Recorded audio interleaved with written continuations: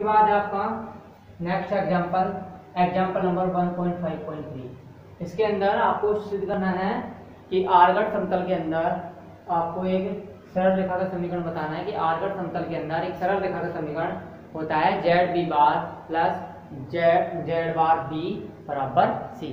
कहने का मतलब है कि आर्गट समतल के अंदर किसी भी स्ट्रेट लाइन इक्वेशन क्या होता है Z B bar plus B Z bar बराबर सी होता है, जहाँ पे बी तो है नॉन जीरो कॉम्प्लेक्स कांस्टेंट। ठीक है, कहने का मतलब है बी क्या है एक अशून्य सम्मिश्र अचर और सी क्या है कोई रियल नंबर है। ठीक भाई, तो हमें इस लेक्चर के अंदर ये और लास्ट जगह जो एग्जांपल है ये भी हमें शो करना है। ठीक भाई, देखो सबसे पहले आप ऐसे करिए कि आप मान लीजिए आप कोई ना कोई रेखा मान लीजिए। ठीक भाई, आप रेखा मान लीजिए कोई भी और उस रेखा के एंड जो पॉइंट्स हैं उन एंड पॉइंट्स को आप मान लीजिए कि वो क्या है पी और क्यू। ठीक भाई, वो क्या है पी और क्यू, जिनके रेस्पेक्ट में कॉम्प्लेक्स नंबर क्या है कॉम्प्लेक्स नंबर है Z1 और Z2। ठीक है, तो देखिए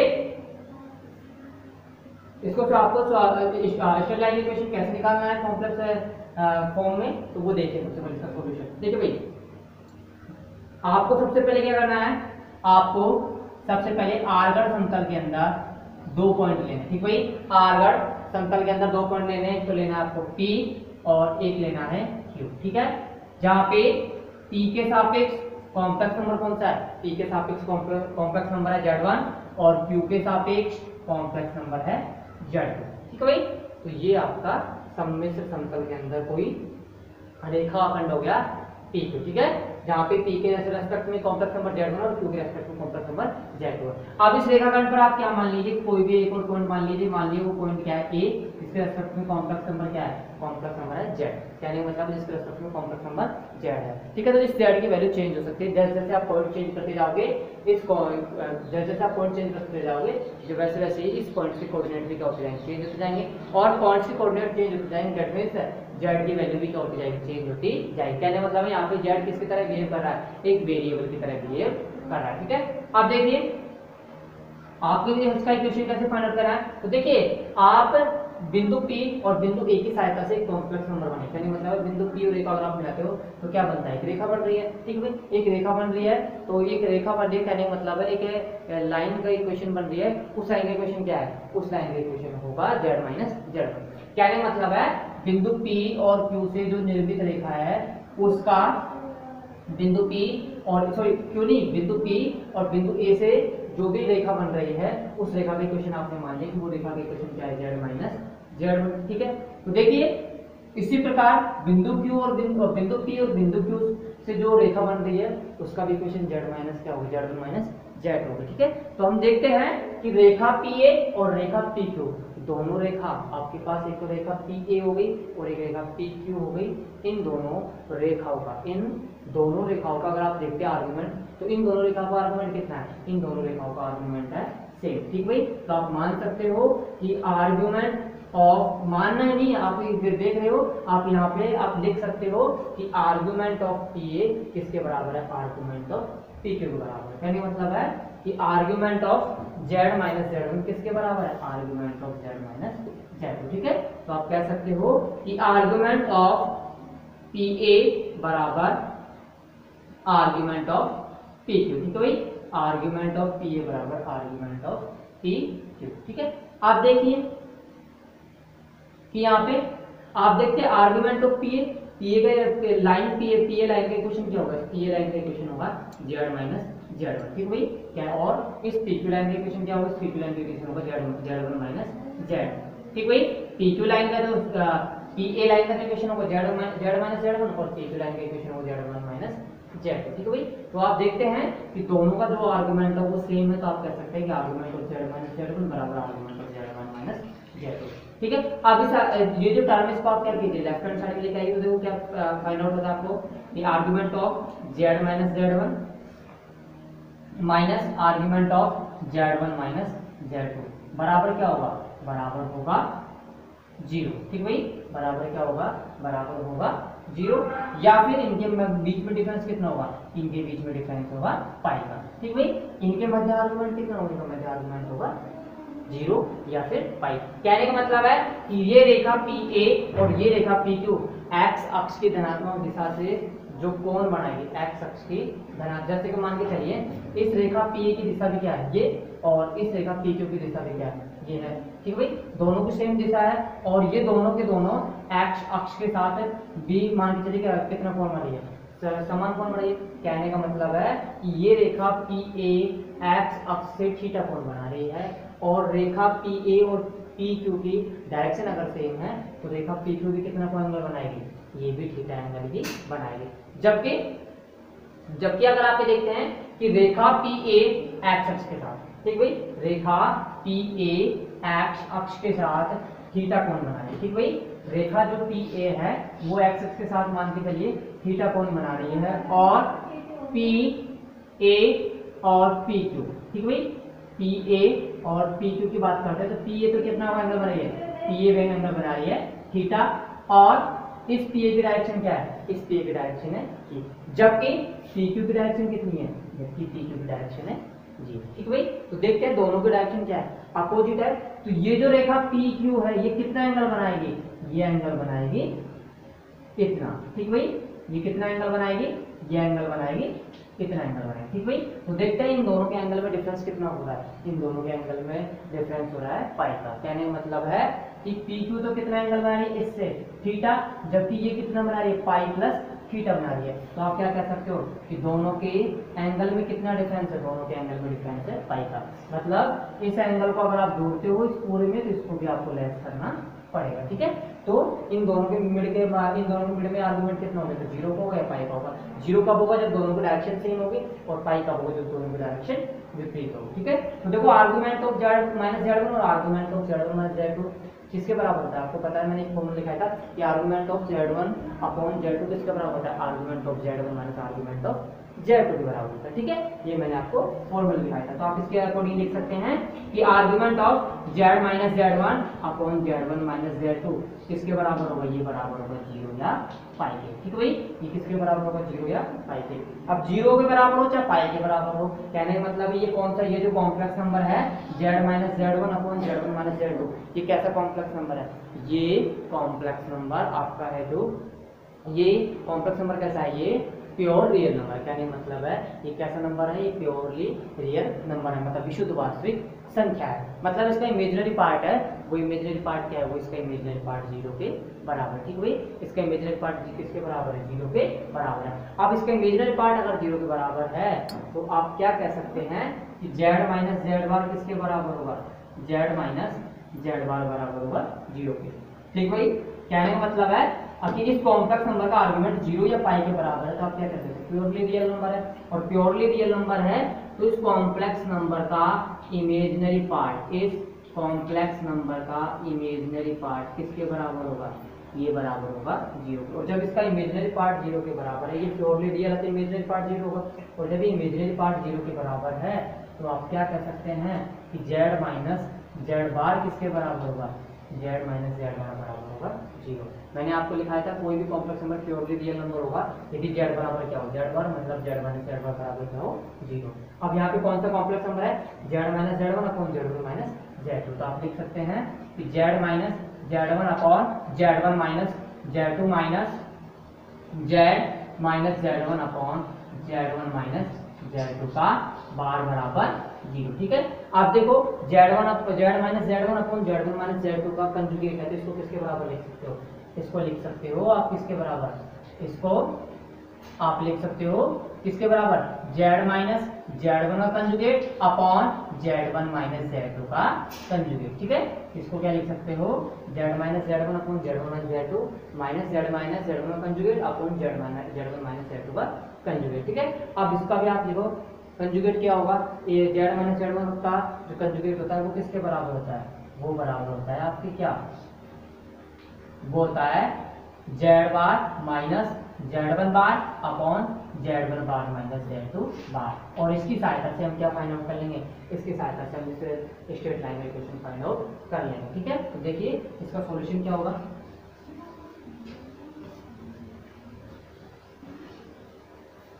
देखो भाई, माना P ऑफ Z1 व Q ऑफ Z2, माना P ऑफ Z1 व q ऑफ z2 कोई दो सम्मिश्र समतल में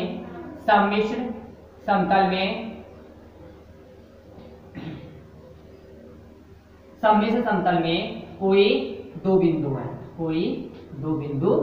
है, ठीक है, कोई दो बिंदु है तथा इन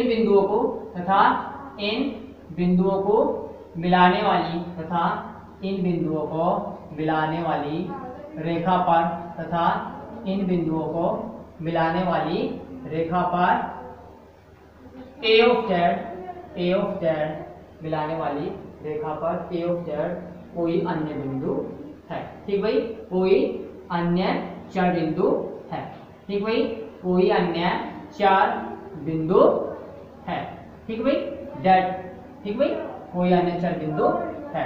मतलब आप क्या कह सकते हो, ये तो आपने ले लिया बिंदु P, ठीक है, जिसके रेस्पेक्ट में कॉम्प्लेक्स नंबर Z1 हो गया, या आप ले लिया बिंदु Q, जिसके रेस्पेक्ट में कॉम्प्लेक्स नंबर Z2 हो गया। इस रेखाखंड P के ऊपर कोई भी आपने बिंदु मान लिया आर्बिट्रेरी, वो क्या है A, जिसके रेस्पेक्ट में कॉम्प्लेक्स नंबर हो गया Z, ठीक है। तब हम जानते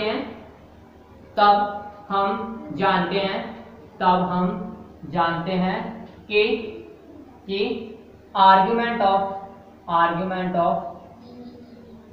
PA बराबर आर्गुमेंट ऑफ PA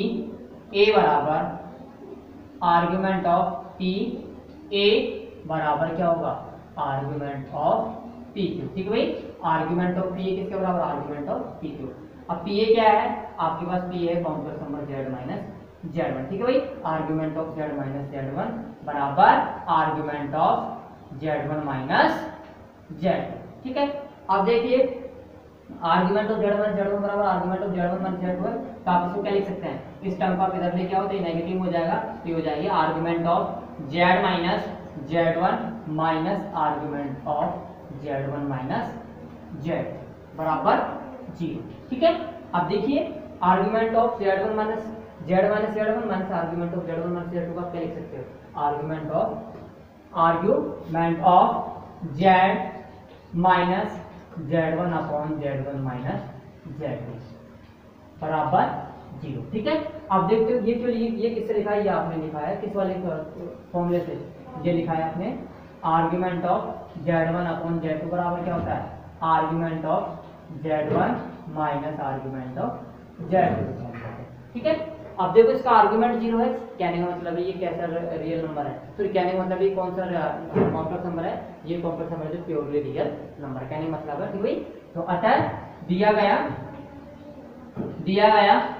ये दी गई, अतः दी गई सम्मिश्र संख्या,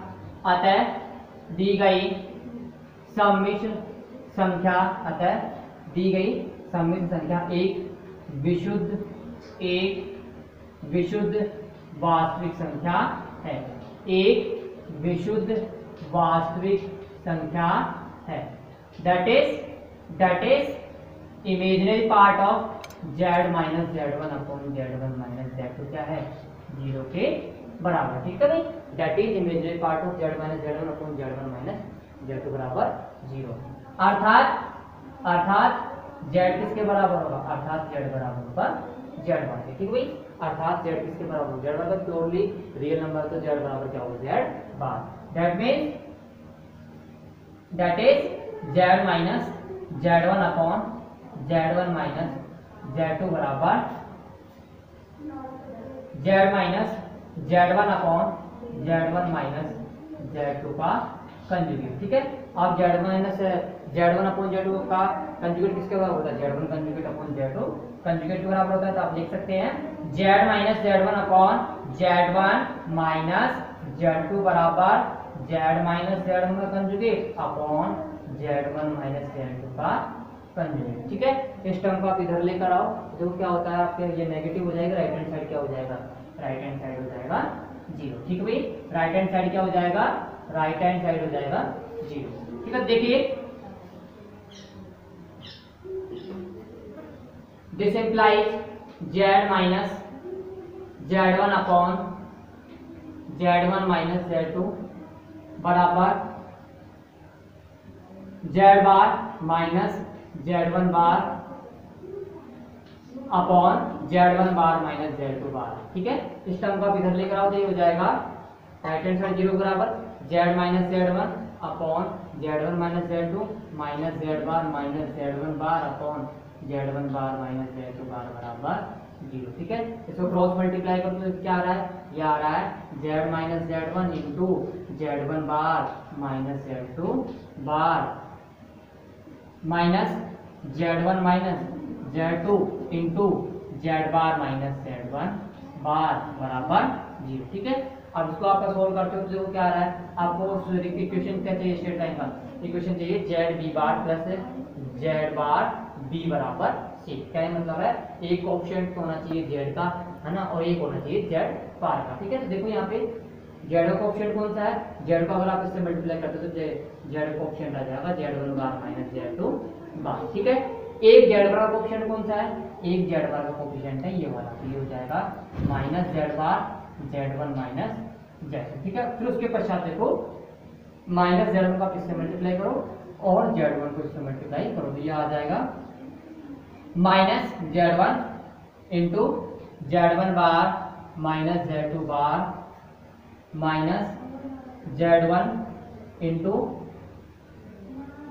sorry minus Z1 minus plus Z1 bar into Z1 minus Z2 बराबर 0। ठीक भाई, कहने का मीनिंग है Z को आपने इससे मल्टीप्लाई किया वो टर्म तो ये आ गई। ठीक है भाई, फिर आपने इस Z1 को मल्टीप्लाई किया इससे तो वो टर्म ये रही, फिर यहाँ आते हैं तो ये Z बार आपने इससे मल्टीप्लाई करके टर्म ये रही, और ये माइनस माइनस हो गया प्लस हो गया, तो Z1 बार को आपने इससे मल्टीप्लाई करके ये आ गई। ठीक है, अब देखो ये दोनों टर्म क्या देती है, तो ये तो हो गया Z into Z1 bar minus Z2 bar minus Z bar into Z1 minus Z2, ये तो एच की जगह इसको आप मल्टीप्लाई करो तो क्या आ रहा है Z1 इंटू Z1 बार plus Z1 into Z2 bar plus Z1 into Z1 bar minus Z2 into Z1 bar बराबर 0। ठीक है, अब आप देखते हो कि यहाँ पे Z1 बार है पॉजिटिव और यहाँ पे Z1 बार है नेगेटिव, तो ये कैंसिल हो गया। ठीक है,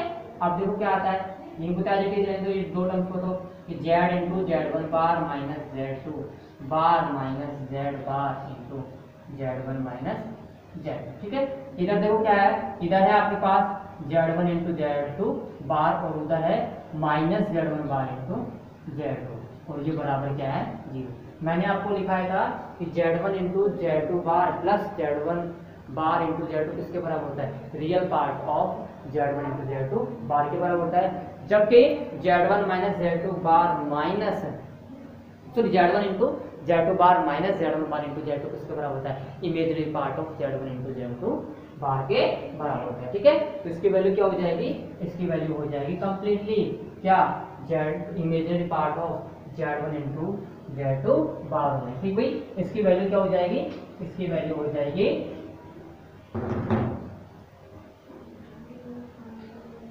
Z into Z1 bar minus Z2 bar minus Z bar into Z1 minus Z2 plus imaginary part of Z1 into Z2 bar बराबर 0। ठीक भाई, Z1 और Z2 बार का इमेजिनरी पार्ट क्या है, आपको वाली उसका इमेजिनरी पार्ट क्या है, उसका इमेजिनरी पार्ट है C। ठीक भाई, उसका इमेजिनरी पार्ट क्या है C। ठीक है, तो आपने मान लिया, माना imaginary part of Z1 into Z2 बार आपने क्या मान लिया, आपने मान लिया C।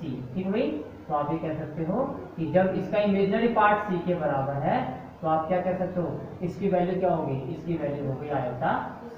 ठीक भाई, मतलब Z1 इंटू Z2 बार का इमेजिनरी पार्ट क्या है, इमेजिनरी पार्ट है C, तो आप क्या कह सकते हो कि इसकी कंप्लीटली वैल्यू क्या होगी, इसकी कंप्लीटली वैल्यू होगी आयोटा C। ठीक है भाई, तो आप इसको ऐसे लिखो, ऐसे रहने दो, आप इसको ऐसे मान लो कि